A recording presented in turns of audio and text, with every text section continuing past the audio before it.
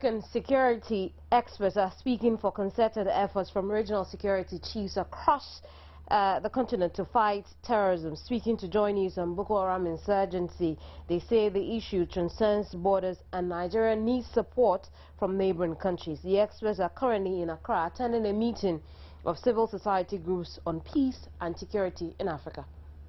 The subject of terrorism has taken center stage in the West African sub-region since Nigerian Islamist group Boko Haram intensified its attacks on civilians, killing thousands.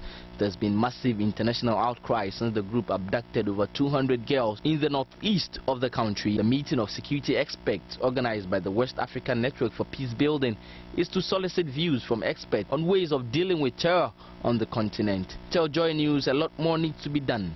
I think it's a very complex issue. It's important that we allow the national institutions that are mandated to address this, together with the international institutions that are mandated, such as ECOWAS, that are mandated to address this. Is what is happening to Nigeria now and is going to move forward to other regions. So unless we all come together as one country to deal with this issue, we will not solve it. So you've seen that there is a connection between the Libyan situation months ago to the Niger situation, to Mali situation, now reflecting into Nigeria. It can go to Senegal, move down and even join what's happening already in Guinea-Bissau. So we may be confronted with a situation where West Africa will be assaulted from all angles. ECOWAS has made a proactive step by developing the counter-terrorism strategy for ECOWAS. But implementation is lacking. Feedback from the meeting would feed into the peace and security architecture of the African Union. Now, members of the Parliamentary Committee on Environment and the leadership of the House have been taken through a National Capital Accounting Sensitization workshop in a bid to address the environmental challenges facing the world. The sensitization workshop is also to give the legislators first-hand information on the use of natural resources and formulate laws on climate change and natural resources capital accounting. Commending the initiative by the Global Legislators Organization, the Speaker of Parliament said this will help deal with the identified environmental challenges.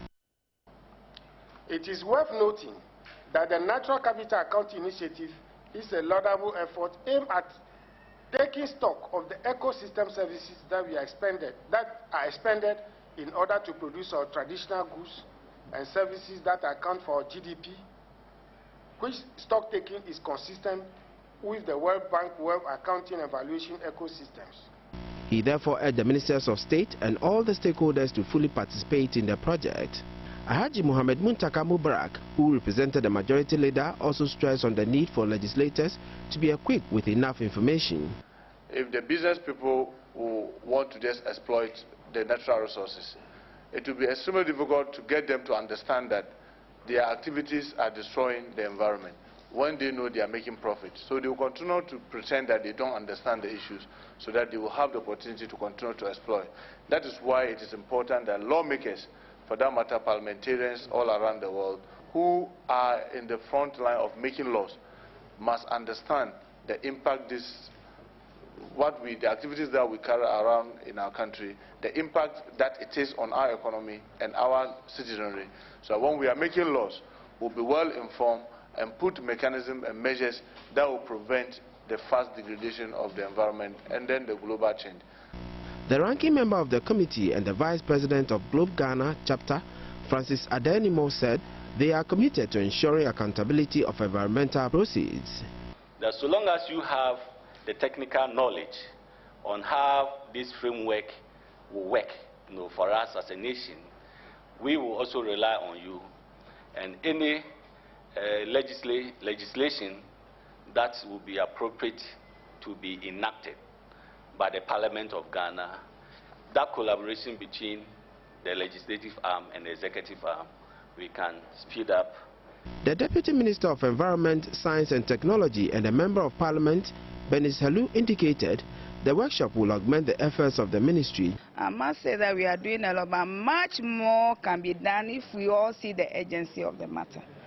So if legislators see the urgency of the matter, they go back to their constituencies and implement programs, then we'll be moving somewhere. She also expressed satisfaction on the awareness created on environmental degradation.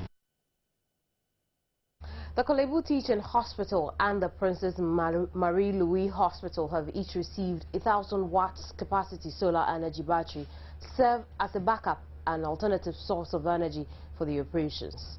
Care Energy Ghana Limited, a Germany-based company which manufactures these batteries, said they could supply backup power for up to 9 hours. The 2-in-1 1,000 watt capacity solar energy battery, which comes with a solar panel, is recharged with sunlight and used at night for various purposes.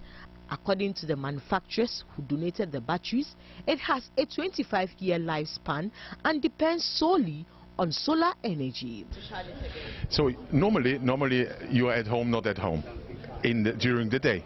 Yeah, so you are in work or wherever, yeah, and in this time the module displayed, yeah, will reload the battery pack which is inside in this box what you saw, yeah, and this box is so constructed that it will overtake the completely night consumption from you, yeah, so you have actually 24/7 your electrical power from that module. It's very easy. You can use it in your garden. It looks like here in front of you. Can put it on the roof, on the wall. This module, the box, give inside of your household. There you can plug in everything what you're needing for a refrigerator, television. Receiving the items on behalf of the Kolebu Teaching Hospital, Presidential Staffer in charge of Youth Enterprise Development, Kojo Edua Sare, disclosed the group, in collaboration with government, will set up a factory in Ghana to train people in the manufacture of the solar batteries. As a way to, affiliate ourselves with them and see if we can move on to form some kind of partnership to set up a factory to produce these panels and other accessories that come along with it. So that was why they came. But of course, in our conversation, we mentioned to them that yes, they should have now announced their presence and announce their presence very well.